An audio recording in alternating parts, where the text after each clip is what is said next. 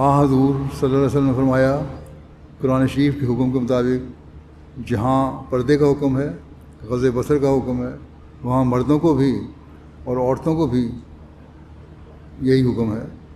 حضرت مسیح علیہ الصلوۃ والسلام اس بارے میں فرماتے ہیں کہ مومن کو نہیں چاہیے کہ دریدہ دہن بنے یا بے محابہ اپنی آنکھ کو ہر طرف اٹھائے پھرے، بلکہ یغضو من ابصارہم پر عمل کر کے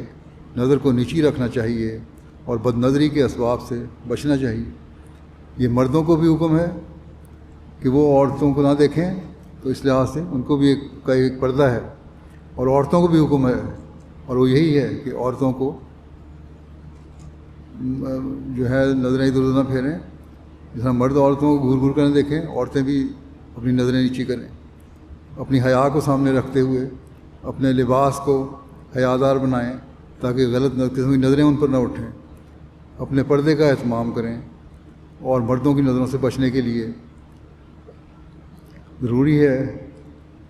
کہ اپنے لباس اور اپنے چہروں کا پردہ اس حد تک کریں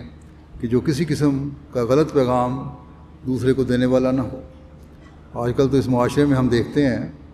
کہ گرمیوں میں، آج کل گرمیوں کا موسم ہے، خاص طور پر لباس رہتا ہی نہیں، اور اس وجہ سے بعض غلط باتیں بھی پیدا ہو جاتی ہیں۔ اللہ تعالیٰ نے فرمایا کہ کسی قسم کے غلط امکان سے بچنے کے لیے ضروری ہے کہ پہلے ہی احتیاط کرو، اور اسی لیے پردے کا بھی حکم ہے۔ اور جہاں مومن عورتوں کو پردے کا حکم ہے، وہاں مومن مردوں کو بھی حکم ہے، تاکہ برائیاں پیدا نہ ہوں۔